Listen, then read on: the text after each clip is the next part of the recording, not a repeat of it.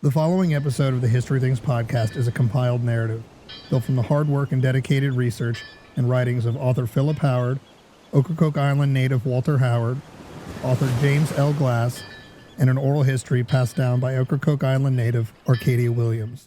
The History Things podcast is brought to you by TR Historical, your one-stop shop for all your historical fan gear needs. Visit trhistorical.com and use the promo code HISTORYTHINGS to receive 10% off your next purchase. Thanks for listening. Now let's start the show.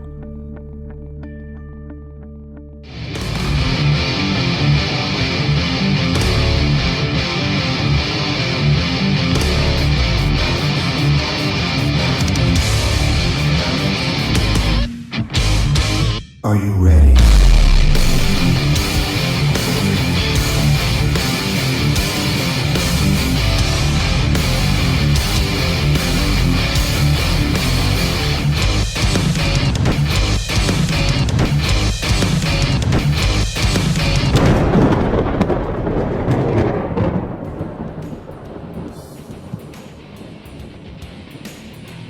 What's up, everyone? Welcome back to the History Things podcast, brought to you by TR Historical, your one-stop shop for all your historical fan gear needs. Shop trhistorical.com and use the promo code HISTORYTHINGS. Get 10% off your next purchase.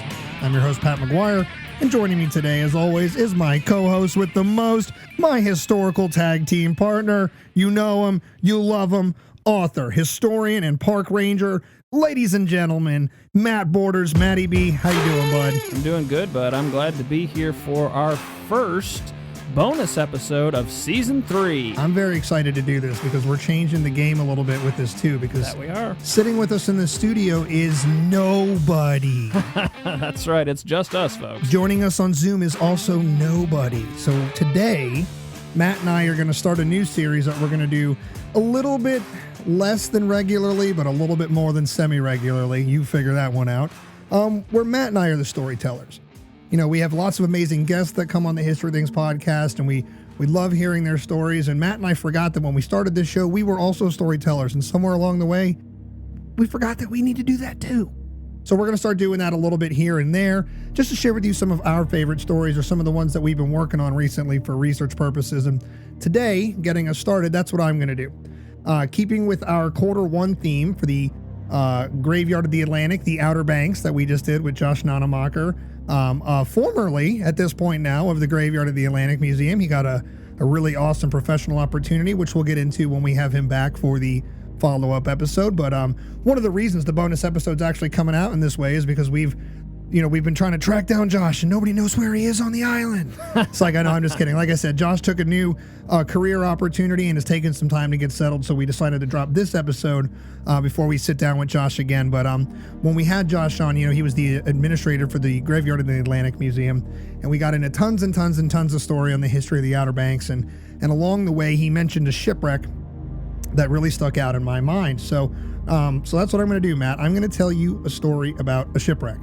One of literally thousands off the coast of Cape Hatteras. This is going to incorporate some of the elements of an episode we've already done previously here on the show, specifically back in Season 1. Today, we're going to talk a little bit about luxury ocean travel. I thought we might. A historic storm, and a tragedy that led to some of the first safety regulations to govern the high seas.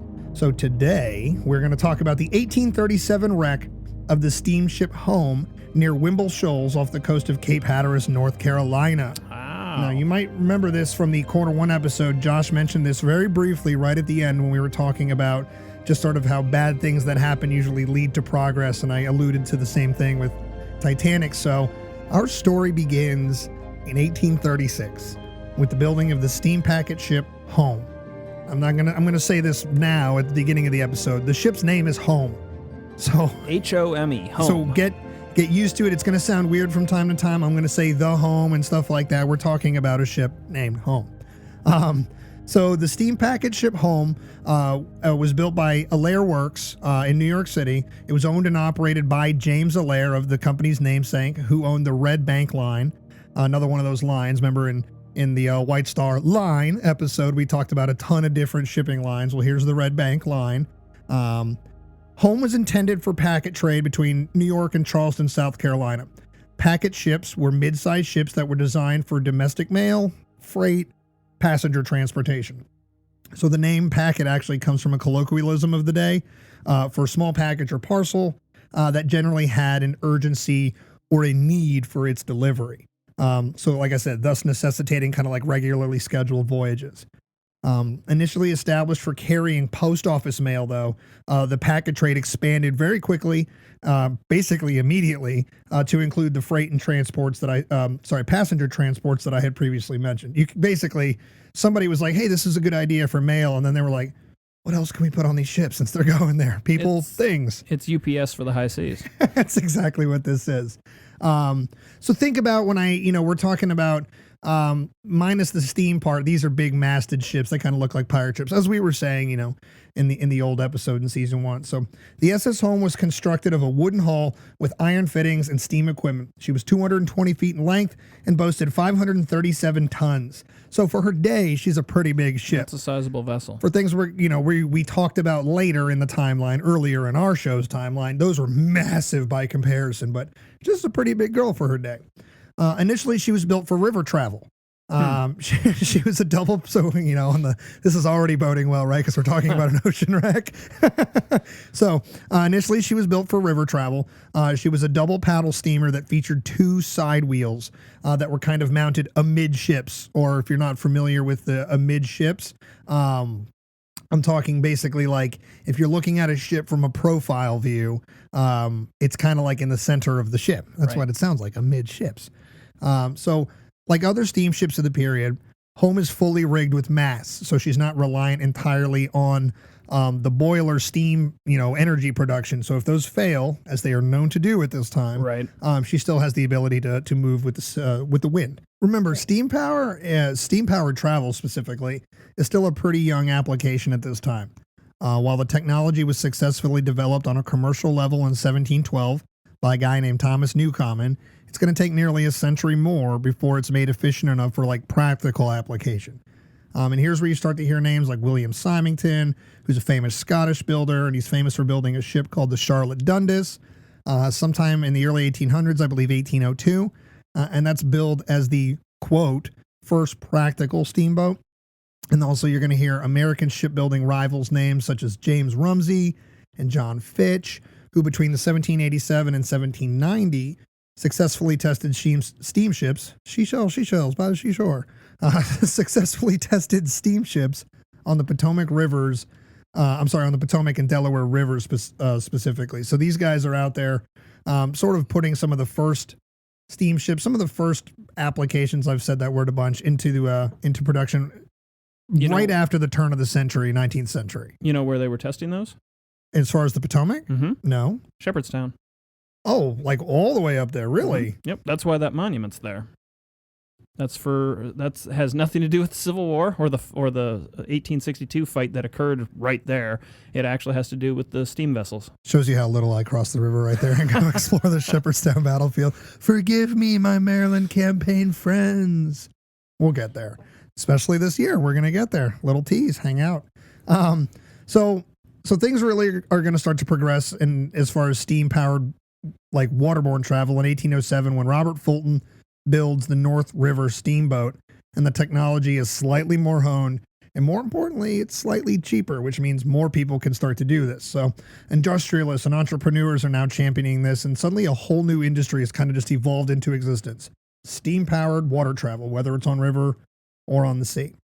Transatlantic ocean travel via steamship is going to be accomplished in 1819. Just 12 years after Fulton puts this sort of revolutionary steamboat together.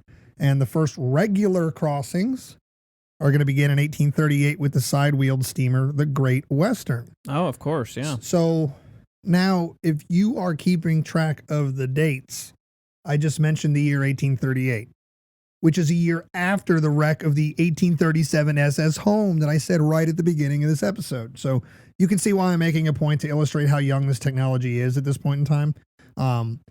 So after launching in 1836, the ship is repurposed and she's refitted right away by the ship's owner for ocean travel. Because again, this is something that's like, it's growing, it's an opportunity. And James Allaire is like, cha-ching, I can see tons of money. And New York and Charleston are both higher society ports, so he makes his route there. So she conducts her sea trials, and as I just said, she begins servicing a round-trip route exclusively between New York City, so New York Harbor, and Charleston Harbor. Passengers traveled in luxury aboard a ship. It was paneled with deep mahogany and cherry wood. Large skylights and superstructure allow for better interior lighting during the day. Another quick sidebar, but one rabbit hole we're not going to really go down. Natural ambient light, super important for this time because artificial light was only achieved through candles and lanterns. And if you would imagine what a room that's paneled in these rich, dark woods looks like, it's pretty dark, even in the daytime. So letting the sun in as much as possible is an absolute must. And just for context, in the years 1836 and 37, we're still roughly 40 years before Edison invents the light bulb. So just kind of setting the scene of where we are in time is we don't even have scenes like Titanic where even though it's old-timey, there's still electricity flowing through the ship and things like that. This is, if you're hiding in a saloon or a casino on the ship that's got like mahogany walls and the sun's not getting there, it's pretty dark. So, not to mention any smoke and whatnot. Oh yeah, really lovely place to be, I'm sure, for people like me who can't breathe in normal air. So the home featured an elegant set of dining rooms on both the port and the starboard side of the ship. Like I said, multiple saloons and luxurious staterooms. So this is basically a floating party between New York and Charleston and back. Kind of reminds you of another ship we covered here on the podcast, doesn't it? True. Yeah, right. So similar to RMS Titanic from all the way back in season 1, the SS Home, while luxurious and coveted for travel by the highest societies in both New York and Charleston, was also similar to Titanic in its lack of adequate life-saving equipment and apparatuses. Apparatus? See? Apparati? What do we say there? Apparatus. Apparatuses?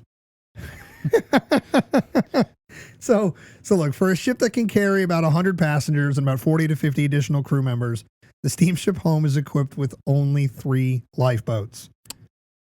Yeah. Each capable of only supporting about 15 to 20 people. And 2 life preservation rings, kind of like the ones you see mounted to the walls in ships or like my shanty bar over here. The ones I'm talking about. So in short, the mentality of advancing technology and growing ship sizes meant that the known occurrences of the sea that were thought to be able to have been managed without incident or tragedy at this point. So it's essentially of the hubris of I can beat Mother Nature. It's already kind of creeping into the maritime industry. One of the things that sort of plagued Titanic was she was unsinkable. She's so well built. And Mother Nature was like, check my iceberg, yo. Well,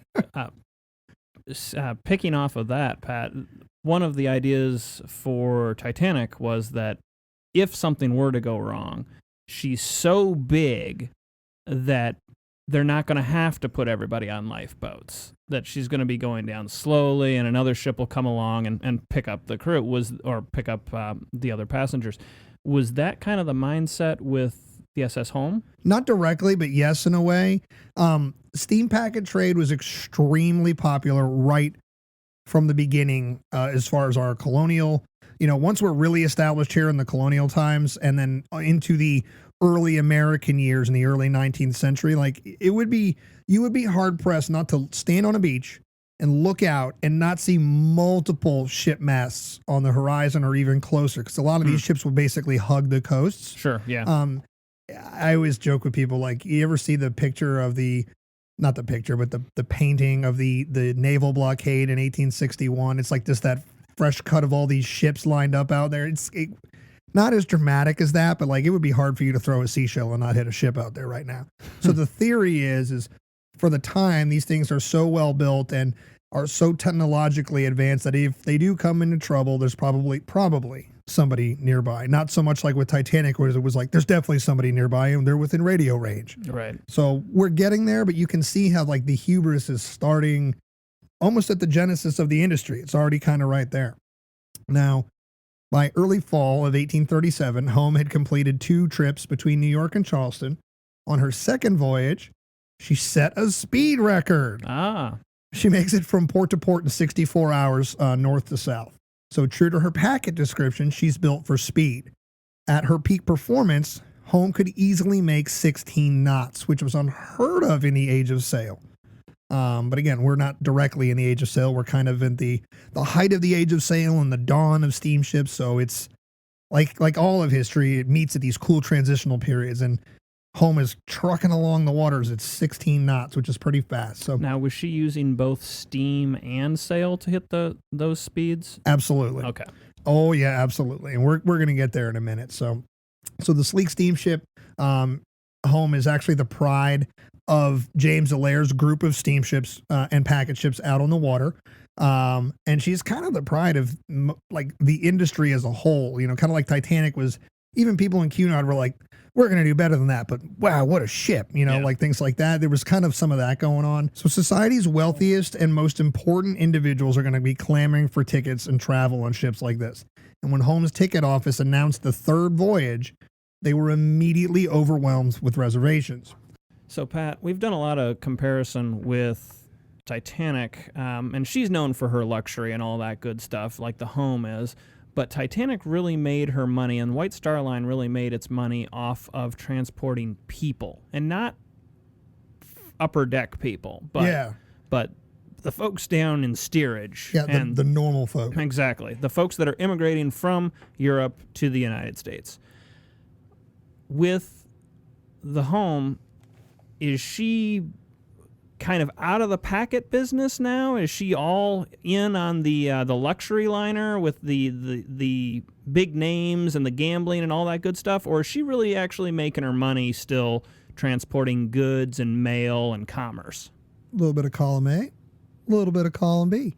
As I've said, and we've said in every historical topic we ever get on, all of history seems to exist at this weird moment of transition. So this ship is packed with the packet trade. There are letters, small bits of goods below deck, things like that. But passenger transport, in the mass sense that we're talking about, didn't start as an immigrant trade. It started with the people who could afford it. Right. And so we're at the front side of that. Once they figured out how to get the industry off the ground with the thanks and the monies of all the people, like the guy from Charleston with $100,000 in 1837, on a ship. Once they have been able to establish themselves with a clientele like that, and they know that they have the packet trade settled, that's when they can start to include more of the immigration stuff. The other thing to consider is that this is interstate. It's not international travel, right? I mentioned, just for the sake of context, that the first transatlantic steamship passage happens a year after the wreck of the Home in 1838. So we weren't doing that yet. And so emigration, as far as ships like Home and stuff, would have just been like, Matt, are you moving from New York to Charleston? And in reality, if you were doing that, you might physically get on the ship with your wife or doggo blunderbuss, the amazing dog, but you would probably ship all your stuff via rail car and things that you knew. So again, I'm not an expert on this. This is I fancy myself the storyteller, and I'm becoming the researcher and becoming the historian. So I just wanted to present this as a story to tell. So there's still things for me to learn inside of this story alone. So I don't know outright, but I can imagine that at this time, because of where we're at, this is still a new technology. We're not, immigrating. I'm using that term intentionally, from New York to Charleston. This is probably more of we're sending you your mail, maybe some grains on stock, no livestock, but maybe some grains and stuff along the bottom. And basically, hey, you rich folk, if you can afford it, come take a luxury jaunt between these two really nice and fancy cities. Because it's 1837 and Charleston hasn't been destroyed yet in a war to come. So it's still a really nice place to go. But, stick around. We'll talk about Civil War Charleston at some point. So now, at the same time that the steamship Home's third voyage is being announced, in the Caribbean Sea, there's a pirate named Jack Sparrow. It's like, no, I'm just kidding. In the Caribbean Sea, one of the most violent and destructive storms of the entire 1800s is forming. Hurricane Racer, or as it's known, Racer's Storm, began pummeling the Jamaica island with torrential rains and severe flooding as far back as, I want to say, September 26th or 27th. By October 1st, Racer's Storm had fully moved into the Gulf of Mexico and began pummeling the city, and forgive me, I'm going to butcher this, but began pummeling the city of Tamaulipas, I believe is the name of the city, in the Republic of Texas. Now, here's a cool sidebar. Hurricane Racer or Racer Storm is a Category 4 storm that is named for the HMS Racer, which is an 1833 16-gun brig sloop of the British Royal Navy that was lost during the storm. So that's just a little sidebar there. But did you also catch that I said the Republic of Texas, Matty B? I did. That's right, bud. This is set during that weird period in history where Texas is just kind of out there on its own. They gained their contested independence from Mexico the year before this disaster in 1836, and Texas will initially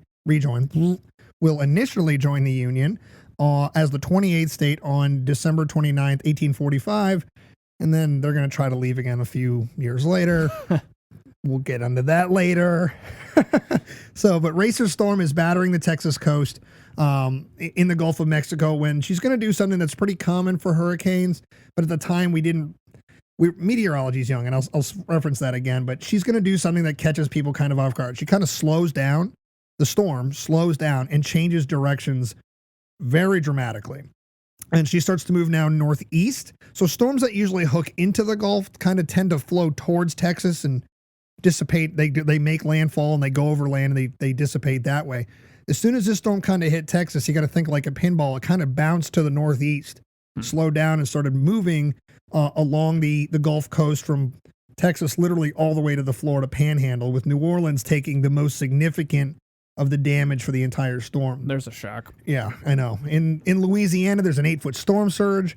Areas like Pontchartrain, I'm sure I destroyed that pronunciation. Pontchartrain was absolutely devastated. Flooding there destroyed homes and businesses. Strong winds are going to literally take down brick and stone buildings and chimneys. Buildings everywhere are de-roofed. We're talking some roofs 200 to 300 yards away from the structures that they were initially on. I mean, New Orleans gets its ass kicked during Racer Storm.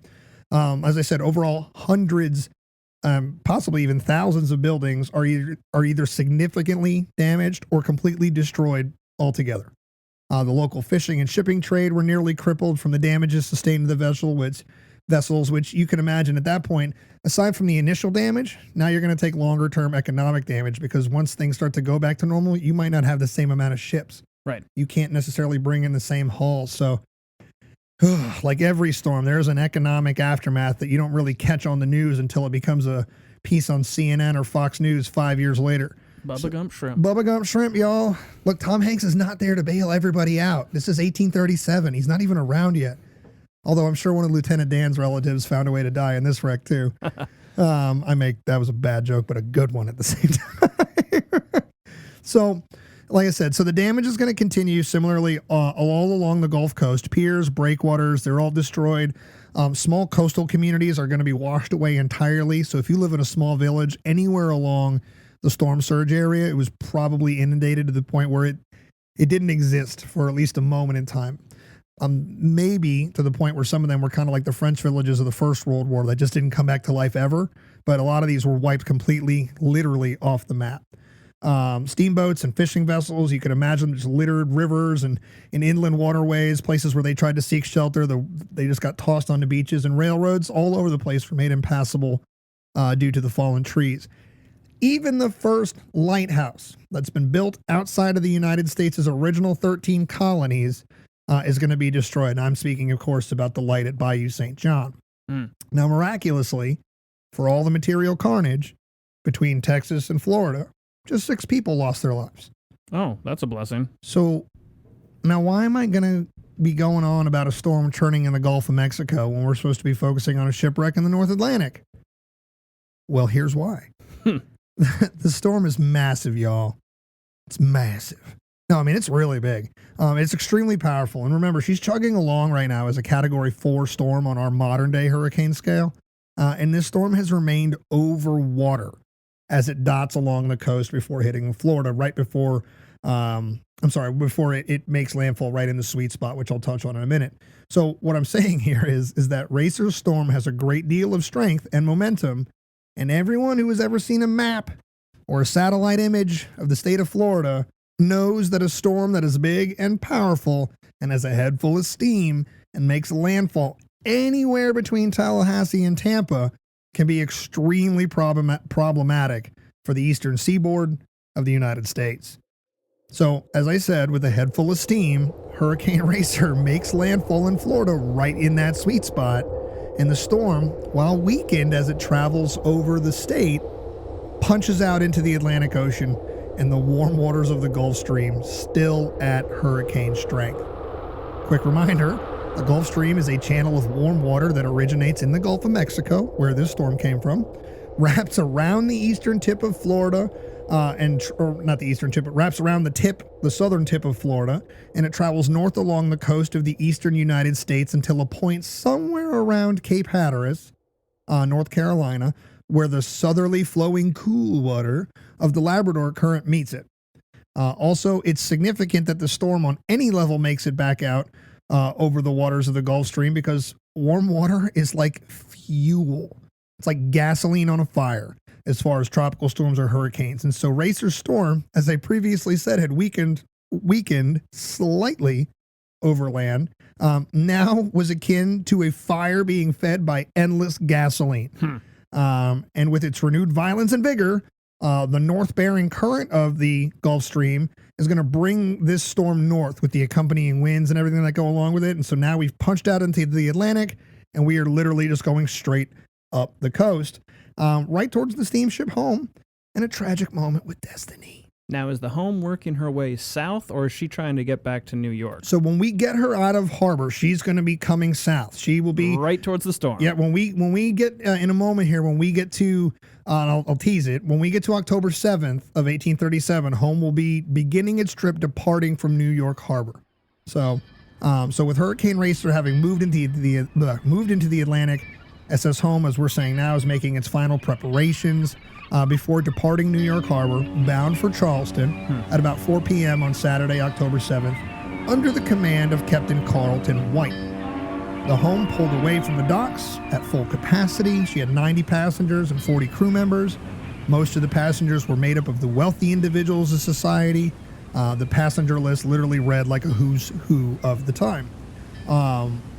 All basking in the elegance of the ship and equally hoping to be a part of another record-breaking passage between the two cities. Remember, that 64-hour bang-bang between ports was a big deal, because people were like, hey, that's like a little less than 3 days. I can be, in between two cities kind of thing. You think about not just the social aspect of that, but if you're trying to do business, that speeds up commerce times and things like that. So the ship, 4 o'clock in the afternoon, it's a nice, perfect, sunny day in New York Harbor. It's going to depart. We're underway.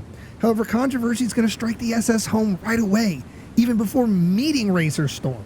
As the steamship was traveling along the New Jersey coast, she hit a shoal. Like right near Sandy Hook, she gets grounded, and she hits hard to the point where she's grounded for a little bit more than 5 hours. Eventually, with steam power, raising her sails, and the tide coming in, she's able to refloat. In addition to the incident itself being both physically and emotionally inconvenient for the crew and passengers, inexplicably, Captain White does not order his crew at this time to perform a thorough examination of potential damages sustained when she ran aground. Seemingly, it's just about getting the ship refloated and back underway, the only negative seeming to be a lost opportunity to set a speed record again. Oh well, but there's in all the research done and all the things published, I could not find a single why would you not go check out your ship?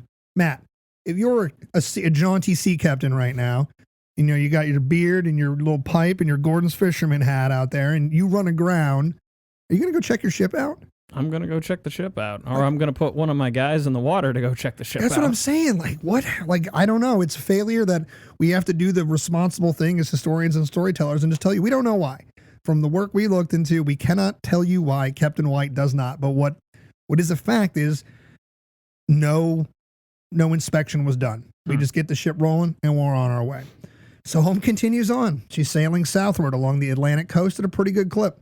Remember, I said she was capable of running 16 knots when fully powered, boilers burning at max, sails up. Now, she's chugging along really, really fast, but I don't imagine with the loss of time that they sustained that they were going to risk stressing things, on the boiler side and everything. So she's got her sails up, but I don't know how powerful the boilers are. So just for the sake of practical responsibility, I'm going to assume she's traveling somewhere between 12 and 14 knots, which is still fast for the time. Absolutely. Still going to make up good time, but I don't see them gumming off of a grounding and being like, dead sprint the rest of the way. I just feel like that would be silly. But you know what else is silly? Not inspecting your ship after you run aground. Weirder things. Even in internal inspection? Yeah, it's weird. It was just kind of like, are we leaking? No? Okay. And but we didn't see if any wood was stressed or fractured. It was just, can we float? Great. Back to work, y'all. So for the next 24 hours, the home is going to sail without incident. The crew goes about their work. The passengers are taking in the stunning views of the Atlantic Ocean. As they're strolling around on the deck, they're enjoying the dining rooms. Man, if Parker could hear us right now, he'd be telling us about the cheese courses they were eating. And they're drinking their bourbons and brandies in the saloons, and they're wagering all their monies at the casinos. Like I said, this is a party on the ocean. One passenger noted, quote, that the weather was pleasant for most of the day, with a moderate breeze prevailing from the northeast. The sails were spread before the wind, and the speed of the boat was accelerated. So there's a little bit of just firsthand account of like, they're moving. The sails are up, the boilers are rolling, and to a passenger on the ship, it feels like they're moving at a pretty good clip. So, just at sunset though, on October 8th, 1837, the seas begin growing increasingly rough. And minute by minute, the situation was deteriorating. The sea raged frightfully. There was a general anxiety among the passengers. In the dark, early morning hours of October 9th, the gale force winds had intensified now to full hurricane strength. She is roaring. And the steamship home was being described as beginning to show alarming signs of distress. I wish I could put that in quotes. That's just from a sort of a modern author's sort of interpretation of it, but that's pretty revealing. Alarming signs of distress. Large waves begin to broadside the vessel, sweeping everything that isn't tied or riveted down on the deck right into the sea. The ship's hull was being bent and twisted by the waves as if any one of the next would send her straight to the bottom. Now, real quick, time for another sidebar. You know me, I love context. You might be asking, why would Captain White just sail the home straight into the teeth of the approaching hurricane? You were just asking that a moment ago. See, rational people are on this show. And rational people listen to this show. So everybody's got this question. What is Captain White doing? Well, it's a great question. For starters, and the obvious, y'all, we're talking about 1837. And the crew of the steamship home is sailing without 20th and 21st century luxuries and technologies such as weather radar and storm tracking. Like I said earlier, meteorology is still kind of primitive, and it's usually left to like local forecasting. Like guys in New York aren't necessarily telling people in Florida what they think the weather's going to be. A lot of it's still agriculturally based, and it's like, what do you think's going to happen today? Well, looks like it's going to rain. Right. Feels like it's going to rain. The rock is wet. It's raining. Yeah, the stone is missing. What is it? Hurricane? Hurricane, yeah. God, if you don't know what we're talking about, look up the weather rock. On any Google or Yahoo search, and you'll see it. It's the best weather forecasting model you've ever seen. We're doing too much. We invented the weather stone and we moved past it. We got to come back. And then, as I said a bunch of times, guys, it's 1837. This is 7 years before Samuel Morse will send his famous telegraph transmission between Washington, D.C., and Baltimore. And I think, what did that say, just for the sake of the nerd out there like us who's listening? I think, what did the message say? What hath God brought or wrought? Yep. Powerful stuff. So most mass communication at the time is now being conducted through visual means or semaphore systems, which incorporate like flags and lights for messaging signals. So if you can think, for all you Civil War nerds out there, especially the Signal Corps nerds, you got the flags. We were just talking about on an episode, I guess that's going to come out by the time you're listening to this. It's not out yet, but we just did the recording for it. But we were just talking about lanterns, letting people know which way British troops were going. So these are the kind of systems we're talking about. So in short, it's very unlikely that Captain White and his crew were even aware that a storm was even out there. Adding to this would-be tragedy is the speed and ferocity in which storms kind of just appear and then explode over Cape Hatteras. I can tell you from personal experience that the weather down on the Outer Banks moves quickly and harshly. I've been stuck out on the beach with my wife and kid actually last summer, seeing a storm on the horizon, being like, oh, we probably have a few minutes to get out of here. And you blink and you're standing in a torrent of rain and sand. So I can imagine, when I had the luxury of having the ground under my feet and what I thought was moving quickly, if you're out on a ship where you're not able to move as swiftly, these storms can kind of really pop up on you. So Captain White might have only had minutes to make a course decision for the ship and not even realize that moment had come and gone. Again, who knows? We're speculating because unfortunately, we as people don't write every moment of our lives down, though I wish we would for research purposes. But we don't know what Captain White was thinking in this moment. All we know is that home sails right into the storm. So it's early in the morning on October 9th, 1837. And as I've just said, Hurricane Racer slammed into the steamship Home, which was now traveling slowly along the Outer Banks of North Carolina. The ship, built for river travel and converted to ocean travel, was now taking the beating of her life. And evidence of the earlier near calamity on the shoals outside of Sandy Hook, New Jersey were manifesting. The heavy seas and battering winds had tossed the hull of the ship about like a toy in a bathtub. Water is now seeping in through the slats of the hull. A pipe feed to one of the boilers had been knocked loose when they grounded and had now come completely detached. So again, we didn't do that inspection, so we don't know that a boiler feed pipe has been damaged. It's hanging on by a thread, but then suddenly we get thrown around like a toy in a bathtub, and now the feed pipe is completely disconnected, and there's water dramatically leaking into the boiler rooms. It's at this time that Captain White orders the ship to be grounded. But as he learns that the feed pipe had been repaired and the boiler was back online, what do you think he does? Countermands it. Countermands it. He cancels the grounding order and he orders full steam ahead, back to work. So when the sun comes up, because again, we're talking in the early morning hours, so the sun is still not awake. We're in that like somewhere between midnight and 5 a.m. time frame. So when the sun comes up, it's discovered that the ship had sustained significant damage during the night. A newer and larger leak in the hull was now present. And a group of passengers, led by 2 veteran sea captains, essentially cornered Captain White on the ship and implored him to return to the plan to beach the vessel. And hopes basically for them is gaining more favorable odds as far as survival, especially for the 2 guys who are veteran sea captains. I'm sure they're like, dude, do it now. Yeah. Like Arnold, do it now. God, do it now. But Captain White, I know it was really bad, but I don't really care. It was such a good Arnold moment. So Captain White initially refuses. He's essentially got this posse trying to crash the bridge and tell him what to do. And he's like, nah, fam. He's like, first of all, the ship is built really, really well. And I can assure you that she can handle anything the Atlantic Ocean throws her way. That's a bold statement. I don't know if that's bravado or false. I don't know what that is, but here's the best part. And then he says, I also can't ground her because the ship's owner, James Solaire, doesn't have insurance on the ship. The ship is uninsured. so talk about driving with I didn't have insurance when I was like 19 for like 3 months when I was like first striking out on my own, and it was the most paranoid 3 months behind the wheel of a car of my entire life. Dude, this guy's got a ship with like 140 people on board. Nah, it's cool, y'all. But so now they're sailing in the vicinity of Wimble Shoals. Things are kind of starting to go crazy. Wimble Shoals is like kind of abreast to Cape Hatteras or Hatteras Island specifically if you're looking on a map. So just to kind of place them there.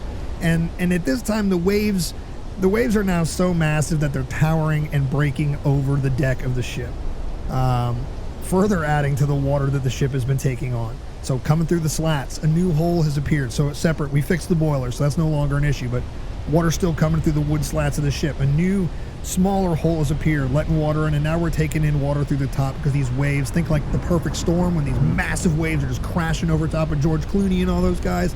That's what's happening to the hull. A particularly large series of waves, estimated to be somewhere between 30 and 40 feet in height, is going to come along and slam into the ship and is going to tear away massive sections of the superstructure. It's going to smash all the windows in the staterooms and dining rooms on the port side of the ship, and it's going to cause the decorative panels, those nice mahogany and cherry wood and all the other tiles that I talked about, they're going to start falling from the ceiling and the walls throughout the entire ship now.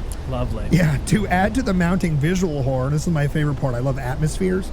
On top of the visual horror of the scene, the absolutely terrifying droning sound of the creaking and groaning of the ship's stress wooden hull as it is battered by the wind and the waves.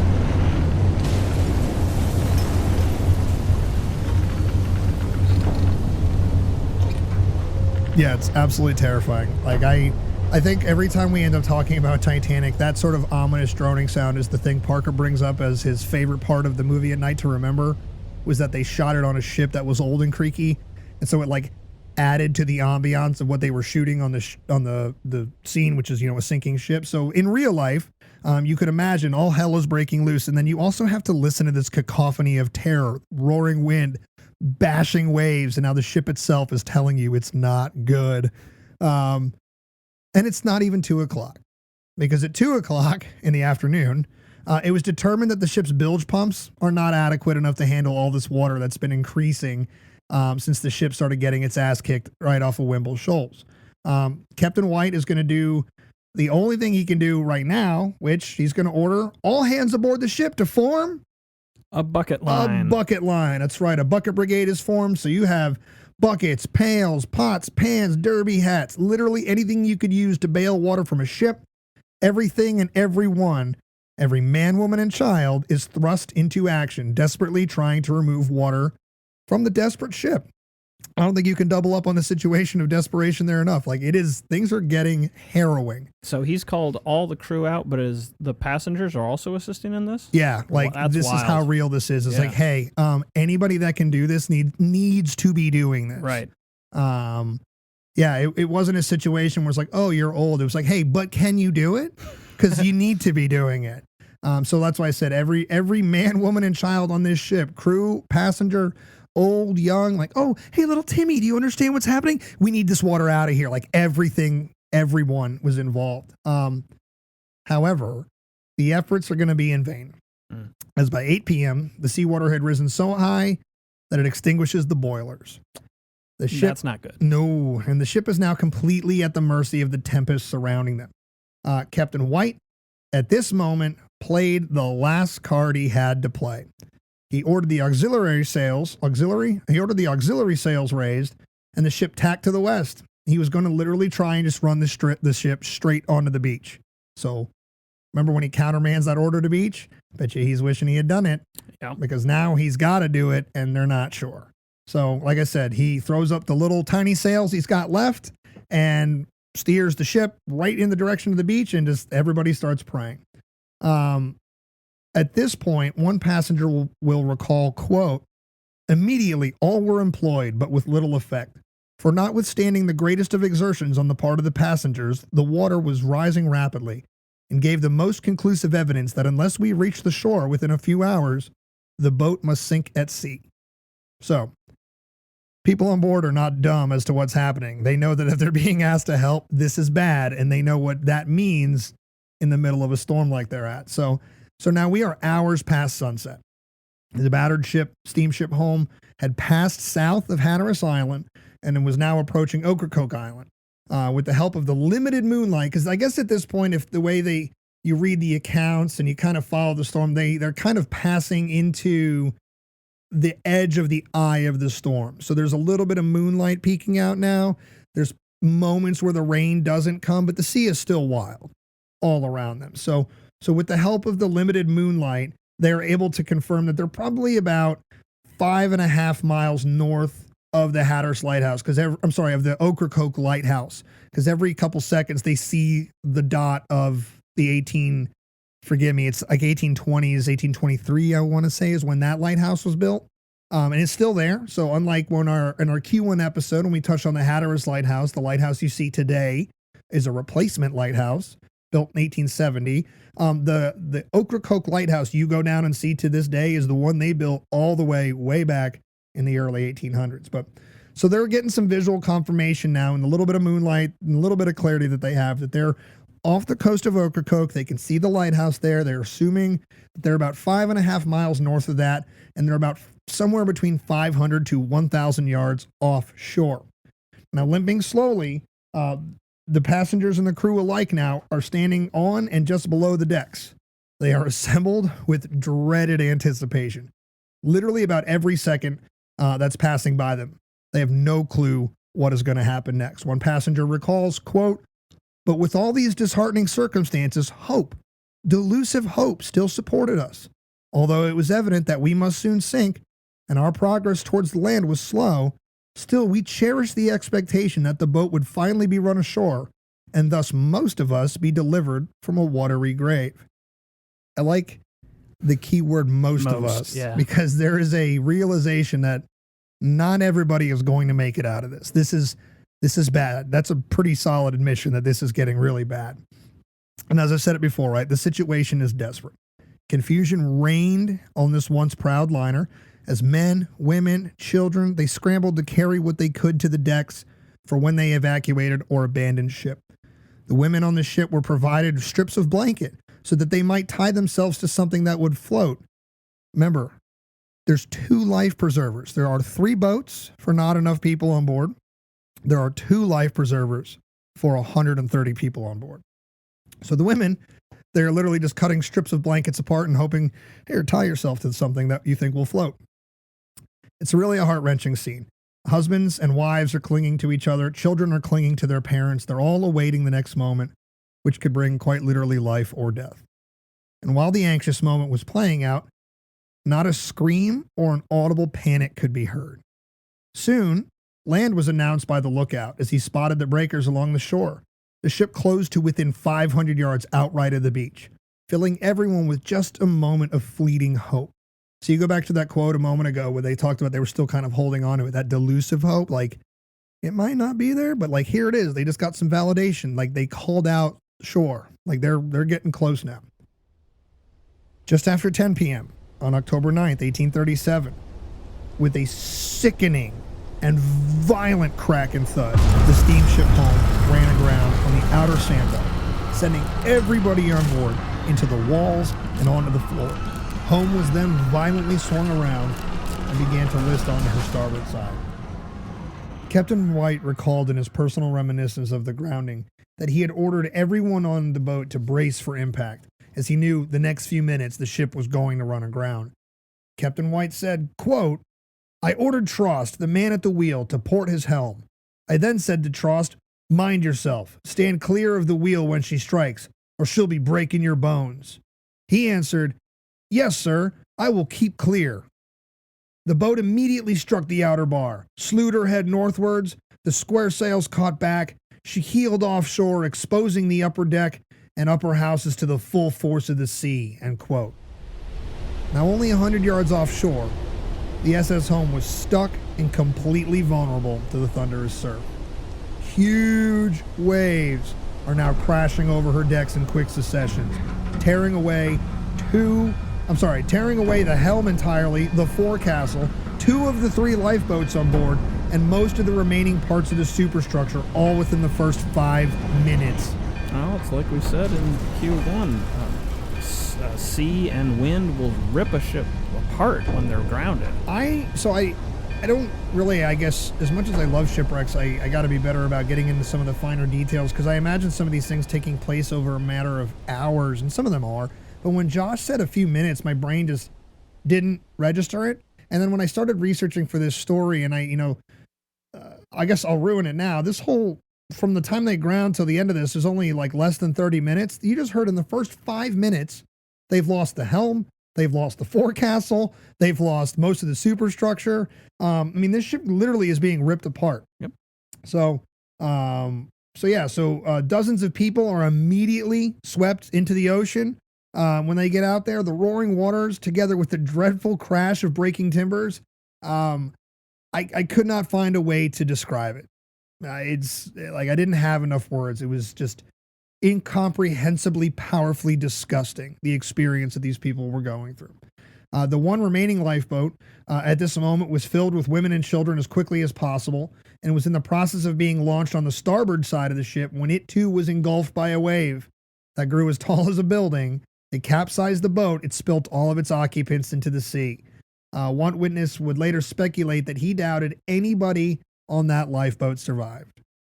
Some of the passengers still remaining on the ship sought shelter from the encroaching dangers by retreating to the passage hallways. So passage. They weren't called hallways. They called them the ship's passages, but they're just hallways. So they went below decks, and now they're hiding literally anywhere they can, as if to try to get as far away from the grasp of death as possible. Already both decks had been swept clean of everything from them. The dining cabin on the port side was completely gone, and everything to the quarterdeck now had been stripped away. One passenger recalled this scene, quote, "The starboard wheelhouse and everything about it were soon entirely demolished. So much of the ceiling had fallen during the day that the waves soon found their way through all that remained to oppose them, and there were a few minutes' time forcing deluges into the last retreat of those who had taken shelter in the passages. Every wave made a frightful encroachment on our narrow limits and seemed to threaten us with immediate death. A lady next to me begged earnestly for someone to save her. A little boy was pleading with his father to save him, but the unhappy father was too deeply absorbed in the other charges that rested upon him to even notice the imploring child. For at that time, his wife hung on one arm, and his daughter of 17 hung upon the other. He had one daughter besides, but whether she had been washed overboard at that time, I am not certain. During this time, Mr. Lovegreen of Charleston continued to ring the ship's bell, which added to the gloom.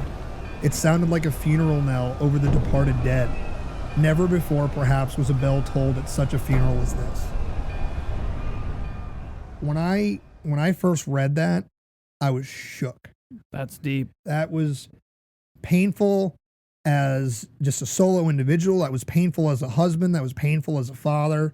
And that was painful as 80-year or so removed just witness, like reading about this like this. That was really hard to read through. So as this happened, as this scene that we just read is happening, the mainmast of the ship is going to snap like a twig. And under the immense pressure of the wind and the waves, it's going to come crashing down onto the deck, immediately followed by both of the smokestacks. So this ship is coming apart. Waves broke through the ship's starboard cabins and dining room now, obliterating the last feasible refuges, and I put that in quotes because relative, what is your actual refuge out there, but obliterating the last feasible refuges from the storm aboard the ship. The deck itself soon deteriorated and collapsed. With each wave that rolled the ship, more and more passengers were also being carried away.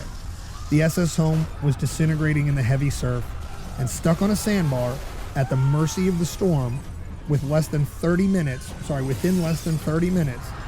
the steamship Home completely broke apart, casting all souls, men, women, and children, into the tempestuous sea. One female passenger lashed herself to a settee and floated ashore, waterlogged but alive. Another woman tied herself to a wooden spar and jumped into the water. She too made it to shore alive. In one ironic instance, two brothers, Philip and Isaac Cohen, jumped into the surf in an attempt to reach the shore. The brothers had been sailing off the coast of Cape Hatteras the year prior when the ship they were sailing on also wrecked. Now, in a much more critical situation, Isaac made it to shore safely, but Philip drowned and was not recovered. Captain White and 7 others had taken refuge in the forecastle, and as the ship came apart, the forecastle broke free and carried them safely to shore. By 11 p.m., all that was left of the ship was the boiler that rose above the waves like a monument to all those who had perished that night. When the survivors reached the beach, only 40 had made it. 20 crew members, 20 passengers, including the lone child to survive the disaster, a 12-year-old boy. All other children aboard had perished. Near midnight, they found themselves cold, wet, physically and emotionally exhausted, disoriented, and on a desolate and unfamiliar beach as hurricane racers still raged all around them, kicking up sand and pelting them with torrential rain. A group of men on the beach again spotted the Ocracoke light and made the 5-mile walk along the shore to the village to seek help for the group huddled down on the beach. Dawn broke over the hellish scene. The beaches of Ocracoke were littered with debris and the bodies of the dead who were brought in with the tide. The villagers, accustomed to wrecks on their shores, flocked to the beach, shouting, "Wreck on the beach! Vessel ashore!" Springing into action the community of only 300 people. The locals came on horseback, by pony and on foot to help care for the wounded, salvage whatever materials and valuables had washed up on shore, and to bury the dead that were able to have been recovered from the sea. These survivors, mostly men, were ferried across the inlet to Portsmouth, where they gained berths on outgoing ships to a number of destinations unknown. But Captain White remained in Ocracoke for 3 days to supervise the burial of the lost. It is not known how many of the dead were recovered, but the ones that were buried in the dunes in unmarked graves, simply wrapped in sail canvas, blankets, and quilts provided by the locals. So they're buried in the dunes, Pat. Is there any sort of marker, monument, or headstone that exists today? There is not. And do we have any idea how many were actually recovered? No, that's why I said it's not known how many. I think they bury. I will tell you that I feel comfortable in saying they at least covered 20 to 40 of the lost, just based on reading how many different accounts talked about the recovery and who they buried, and just describing some of the people. There's a lot of variation, and I feel comfortable saying that I don't think the majority were, but a large amount. So I personally, Pat McGuire on the History of Things podcast, will historically speculate, as dangerous as that is to do, between 20 and 40 people. So now is a good time to read a letter that I have here, Mr. Matty B, co-host extraordinaire of mine. The day after they made it to shore, so they wreck really late on the 9th. They make it sort of overnight, midnight on the 10th, and then I guess as the sun comes up, I said Captain White stays on the island for a couple days to tend to the aftermath, most importantly, seeing to the burial of the dead. And at this time, on October 10th, he's going to write a letter to the ship's owner. I do not know when this letter reached the owner, James Allaire, but the letter goes, Mr. James P. Allaire, New York. Dear Sir, I now have the painful duty of informing you the total loss of the steamship steam packet home, and the lives of most of the passenger and crew. The following passengers are saved, and it goes on to list the names of the 20 passengers that survived. And then he goes on to list a few of the surviving crew members by name, not all of them. I'm guessing because he's still getting the information. I think he knows the number, but maybe hasn't personally seen all of the surviving crew, so it's a much shorter list by name, but he does go on to say that in addition to the names he listed, 6 waiters, names not known, it made 19 belonging to the boat plus 1 captain. So he lists out 20 passengers, 19 hands, and 1 captain. Total 40 souls saved. There can be very little saved from the wreck. We had a heavy gale of wind after leaving New York from the northeast. The boat sprung a leak a little to the northward of Hatteras. At first we were able to pump the water out as fast as it came in, but the leak soon increased, so that it gained upon us very fast. We scuttled the cabin floor, and all hands, passengers, gentlemen, and ladies, commenced bailing with buckets, kettles, etc. But the water soon came up to the furnaces and put the fires out, and we were obliged to run under sail only. By the time we came to the shore, the water was over top of the cabin floors. We rushed head on, but owing to her having so much water in her, she stopped on the outer breakers. So they were hoping to punch through the outer breakers then. They were going straight for the beach. This Right. wasn't a hit a shoal situation. I mean, the goal was put the hole right on where we put our towels and umbrellas. Just Right. put the ship right up there. But unfortunately, the Outer Banks is a system of many breakers, moving breakers. And so if you go to the beach today or back then, it's very common for you to see the shore where the waves are crashing, where, you do your boogie boarding and all your stuff right there. And then somewhere between 100 yards and 50 yards, so 50 to 100 yards out, there's another set of breakers where I always laugh. You could get right in the ocean and you can be up to your neck in the water. But if you go out 20 more feet, you could be standing back at ankle depth again because the sandbar will come back up. So it's really trippy to see people close to shore up, kind of bobbing along like fish bobbers. But then the further out they go, people are just standing up like ankle deep in water. It's a really interesting place. But she's so heavy, it just plows right into that first one. She hits that first one and doesn't make it through. Right. She's just chugging into the bottom too much at that point. She's Right. dragging too much. So she hits and she sticks.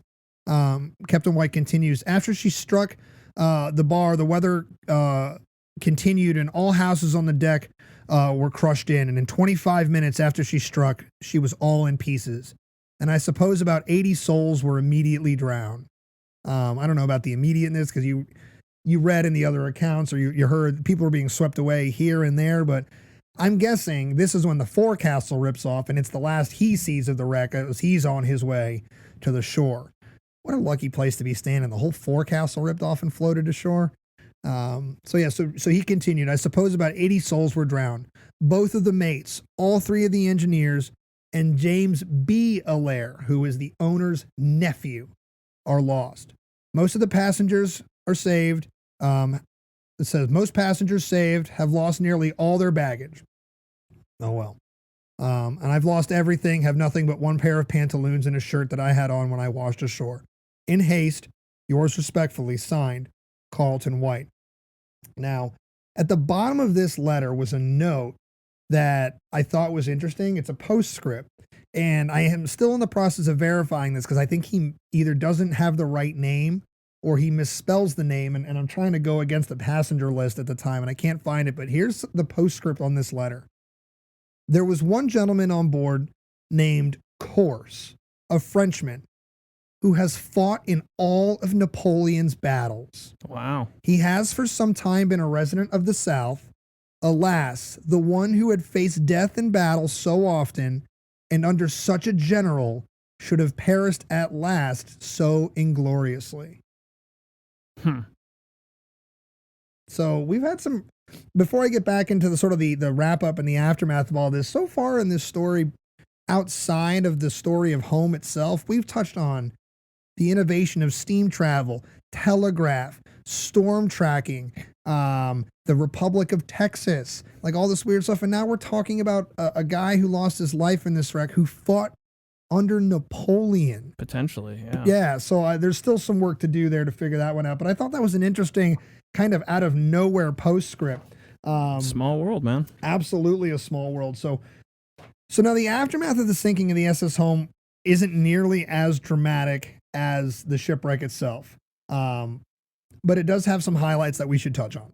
Captain White will return to New York for the inquiry, where one of the surviving passengers is one of those two veteran seamen I talked about. I said there were two guys in that group that kind of cornered the captain, and two of them were like sea captains. I'm not going to say naval captains, but they were mariners of their own right.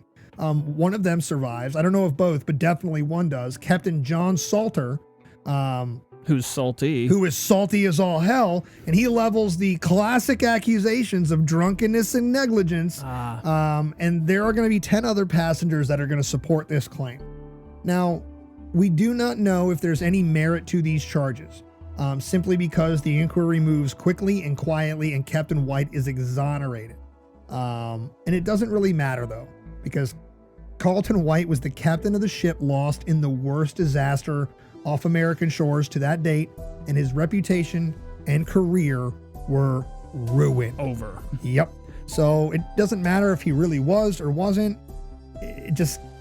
He's not getting another gig. Right. James Allaire, the owner of the ship, who, as we discovered in the letter, lost his nephew in this wreck, suffered critical financial losses from the wreck, as the ship had no insurance. Knowing that it was a shipwreck before I started researching, when I got to the ship isn't insured, I was like, oh man.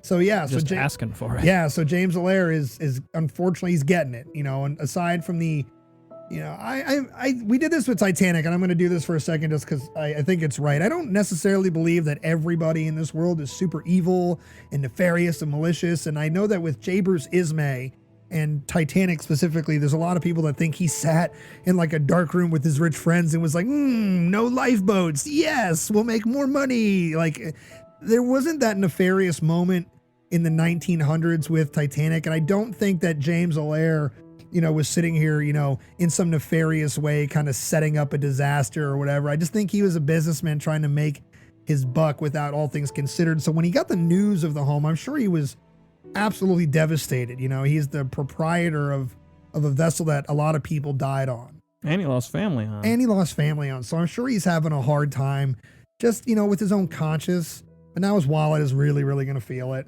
And so Red Bank Line, Allaire Shipbuilding Works, they're going to be taking some very, very bad financial hits. The bad press alone basically reduces their ability to do any sort of work in the shipping business. And it just kind of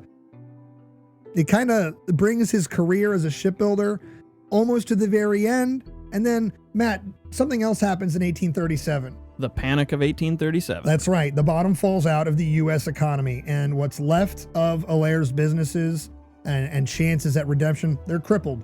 And he just fades away and I'm sure there's personal records that exist, but as far as the industry magnate he was becoming, that is all over. Now, you might recall a few mentions or allusions that we've made to our White Star Line episode that we did back in season 1, at the beginning of this whole episode and this whole show. But specifically when we were talking of luxury ocean travel and lacking of life-saving equipment and preservation, we were talking about Titanic. Well, like I said, similar to Titanic, the sinking of SS Home is going to prove to be the catalyst for reform safety legislation in regards to maritime travel. So, like I said, when Titanic goes down, what's the big gripe? Not enough lifeboats. Right. Safety of life at sea comes, and one of the things involved with that is I gotta have enough lifeboats for everybody on board. Well, as the ship was destroyed in the heavy surf, SS Home in 1837, 2 of the 3 lifeboats were washed away while still in their davits. So even though that wasn't enough to begin with, they didn't even get to use 2 of the 3 boats. Right. As the 3rd was being launched, it foundered. Each of these boats has a capacity of about 15 to 20 occupants. And so you can see how that math just doesn't add up when you consider that the passengers and crew combined was about 130 people.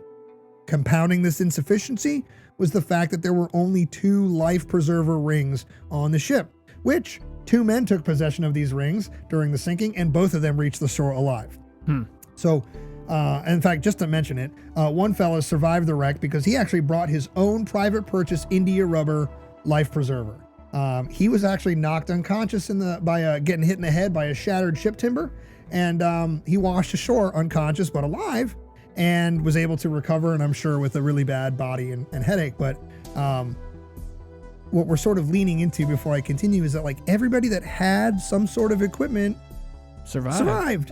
So lastly, this glaring spotlight, while it's unfortunate on safety insufficiencies, it came at a time when steamship disasters on the ocean were occurring a little bit more than semi-frequently. Remember, I said this trade kind of exploded quickly, and as many ships into the water as possible with almost no regulation at this time, so bad things were happening, and it was... Unfortunately, explosions were literally happening. Yes, literally happening, and it was starting to wear on the public. While they were very excited about the prospects of these new ways of traveling, they were also starting to get kind of nervous.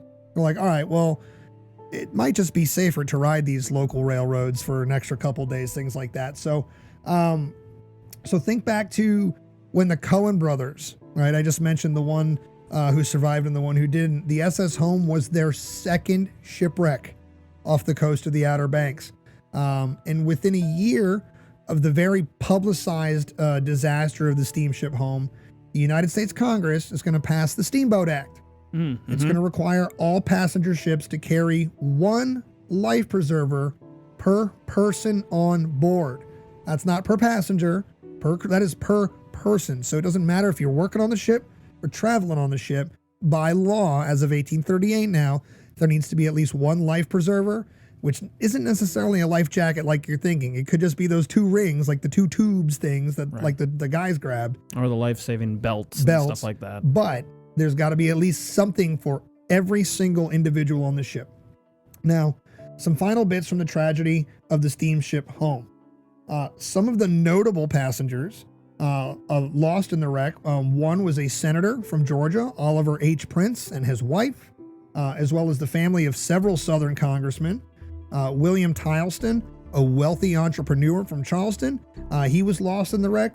He was carrying more than $100,000 in cash with him at the time. Wow. In 1830, that's a lot of money to me now in 2022. He was going to hit the tables. Yeah, maybe on the ship. Right, exactly. That's what was happening. So he was lost along with all of his money.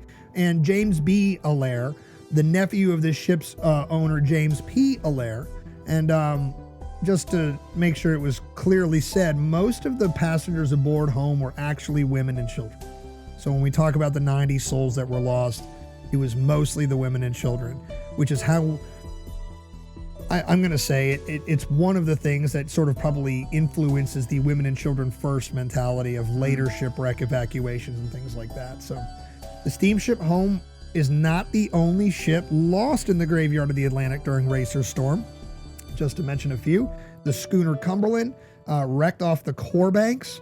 All hands survived that. They even salvaged some of their cargo. Wow. The brig Enterprise was similarly destroyed, like steamship Home, stuck on a shoal and getting absolutely destroyed when it grounded off of Bodie Island. But in contrast to Home, only one person lost their life in that incident.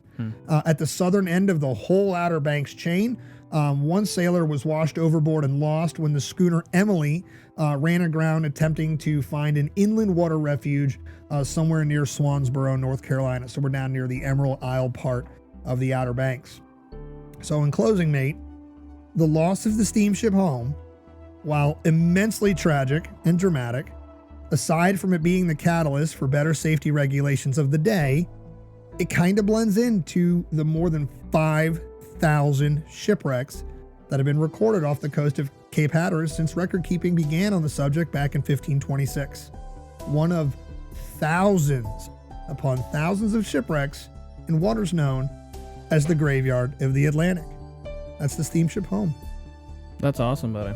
Great job. Thanks. That was it was a lot of fun to research, and I use that word respectfully. It was not fun for everybody on board this ship, basically starting on the evening of October 8th, 1837. But I think in keeping with sort of the theme of when you go to this beautiful beach destination for your vacations, and we're trying to beat into your head that you are surrounded by these histories, these stories everywhere. You know, when you are taking a ferry ride, the hour-long ferry ride between Hatteras and Ocracoke, that thing used to be 15 minutes when I was a kid. You know why it's an hour? Because the sandbars move. So they have to find their ways and dredge and create channels, and so unfortunately it just takes an hour now to get between these islands. But when you're taking this ferry ride and you're traveling, you know, in the section between the two islands, you get a good look to your left. There's Hatteras Island. To your right, you're coming up on Ocracoke Island, and you are right about the point. If you're looking out into the ocean, I call that little section where the sound meets the ocean, I call it the Socian. Copyright History Things Podcast. But when you're looking out at that little area, you're looking out right around the spot where they realize they need to get to the beach. Not the, you know, I'm going to ground it, you know, belay that order. We'll continue on. That's the moment where they're like, oh crap, like this is do or die time. And that's going to be pretty haunting for me for the rest of my life now that I know that. Because every time we go down and visit my folks on the island, I love taking the ferry down to Ocracoke. It's one of my favorite islands. Little village community. They're really close, tight-knit people. And one of the I guess sources for the compiling of this story is an Ocracoke native. If you've ever been to Howard's Pub, well, I mentioned Walter Howard at the beginning disclaimer of this episode. Well, Walter Howard is part of the famous Howard family that's still running around Ocracoke Island. So it's one of these things now that when you're down there, man, and you're enjoying your summers, or if you go in the winter, but if you're just enjoying the beauty and the peace that I get when I go to the Outer Banks, just try to remember the Civil War happened down there. The golden age of piracy happened down there. The first planes that flew down there. We invented dive bombing basically down there, all these things. But more ships than you can even think about have been lost right in the waters, right in front of where you are digging your toes into the sand. And for me now, the SS Home it's not going to fade into, like I said, that one of those thousands of shipwrecks. Now that I know about it, I'm going to think about it every time I'm down there. And that's what we hope you do, is when you go down there, you think about one thing and you just kind of hang on to it. You remember it. That's what our jobs is, as storytellers and historians, is to help you remember. So I just personally want to thank our Q1 guest, Josh Nonemacher, for bringing that up at the end of the episode and planting a little seed in my brain to go check that out. And I think that I was pleasantly surprised at how full and amazing and tragic of a story it is, but I was happy to put it together and share it with you all. So the History Things podcast, again, as I said at the beginning of the show, is sponsored by TR Historical. So go to trhistorical.com, use our promo code History Things, get yourself 10% off your next purchase. Follow us on our social media at the History Things podcast. You can do that on Facebook, on Instagram, and on YouTube. If you want to follow us individually on our accounts, you can follow Matt at Matt Borders Books. Yep. You can follow me at History Things with Pat. And if you want to email us here at the show, send us an email at historythingspodcast@gmail.com. Make sure that if you're enjoying what we're doing here and you want to help us out, you're leaving us 5-star ratings and reviews on your favorite podcast apps and all that. We do really appreciate it. That has been instrumental, indescribably instrumental in helping us grow as much as we did in season 2. We look forward to continuing that momentum. Just like Hurricane Racer, we're looking to punch through season 3 here and kick a little ass. So we thank you all very much for that. So make sure you're leaving us some love on your favorite podcast apps and interacting with us on our social media. So for my co-host, Matt Borders, I'm your co-host, Pat McGuire. This has been the History of Things podcast, and we will see you all later. Have a good night.